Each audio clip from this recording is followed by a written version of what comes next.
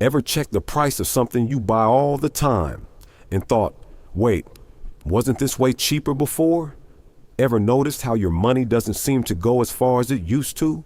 Like somehow, without you doing anything, it's slowly losing power?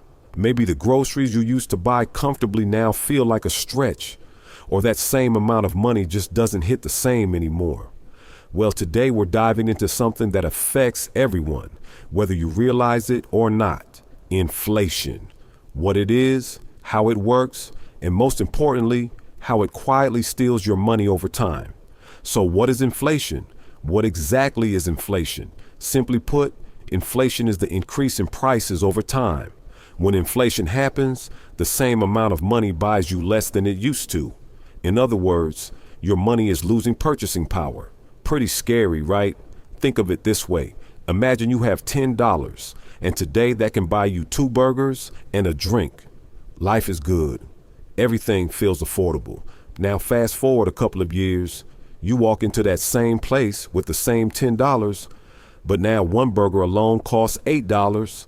Suddenly, your $10 can barely buy you one burger, let alone a full meal. Your money didn't shrink, it's still $10.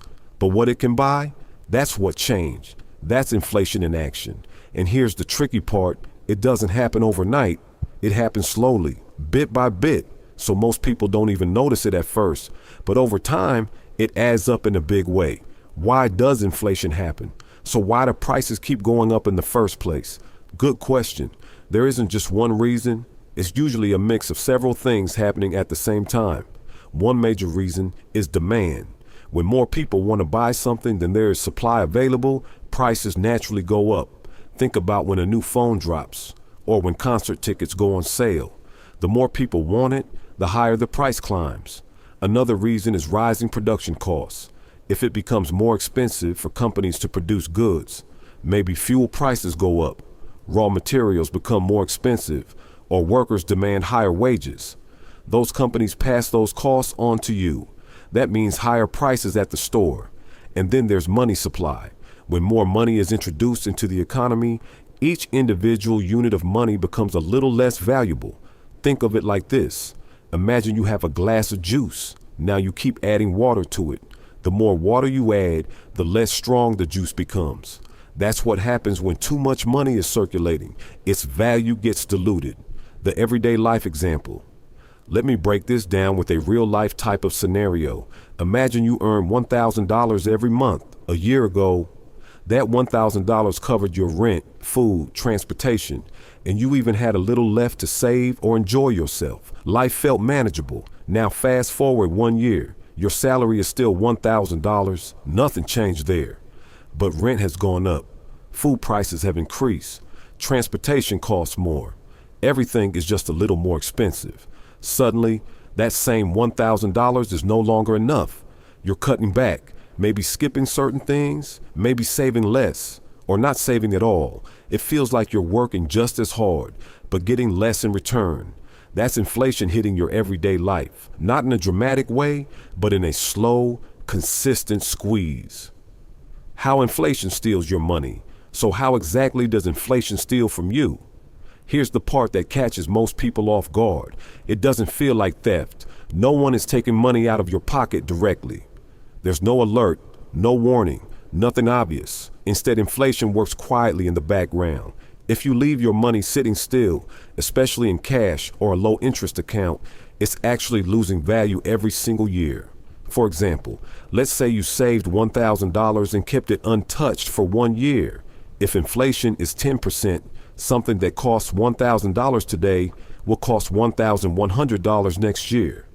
But your money is still $1,000. That means you can no longer afford the same thing you could before. In a way, it's like your money is shrinking, even though the number hasn't changed. That's why inflation is often called a silent thief. It takes from you without you even realizing it at first. Ouch. The savings trap. This is where a lot of people fall into a trap. They believe that as long as they're saving money, they're doing the right thing. And don't get it wrong. Saving is important. It gives you security and a safety net. But here's the problem. If your money is just sitting there and not growing, inflation is slowly eating it away. Think of it like standing on a moving walkway that's going backwards. If you stand still, you don't stay in the same place. You move backwards. To even stay where you are, you have to keep moving forward. That's exactly how inflation works. Your money needs to grow just to maintain its value. If it's not growing, you're actually losing ground. Good inflation versus bad inflation. Now here's something interesting. Not all inflation is considered bad. In fact, a small amount of inflation is actually normal and even healthy for an economy. Why? Because it encourages spending and investment. If people know prices will be slightly higher in the future, they're more likely to spend or invest now instead of holding on to cash. This helps businesses grow and keeps the economy moving. But when inflation gets too high, that's when it becomes a problem. Prices rise too quickly, people struggle to keep up, and everyday life becomes more expensive and stressful. So it's really about balance. A little inflation, normal. Too much inflation, that's where things get tough. How people protect their money. So what can you actually do about it? This is where the idea of growing your money comes in. Instead of letting your money sit still, many people choose to invest it. They put their money into things like stocks, real estate, or businesses. Why? Because these assets have the potential to increase in value over time. Historically, investments tend to grow faster than inflation in the long run. That means instead of your money losing value, it actually keeps up or even gets ahead. Of course, investing comes with risk. Prices go up and down and nothing is guaranteed. But here's the key idea. Doing nothing also has a cost, and that cost is inflation. So it's not about avoiding risk completely. It's about understanding it and making smarter decisions with your money over time. Long-term impact of inflation. Here's where things really get serious. Inflation might not feel like a big deal in the short term, but over the long term, it can have a massive impact. Think about this. Something that costs $100 today might cost $200, or even more in the future if inflation continues over many years. That means your money needs to grow just to keep up with that increase. This is why people who understand inflation focus on long-term growth. They're not just thinking about today. They're thinking about what their money will be able to do 5, 10, or even 20 years from now. Final thoughts. So there you have it. Inflation in a nutshell. It's not loud, it's not obvious, but it's always there, slowly reducing what your money can do for you. The key takeaway, don't just save money. Make sure it's growing, because if it's not, inflation is quietly taking a piece of it every single year. Start paying attention to how prices are changing around you.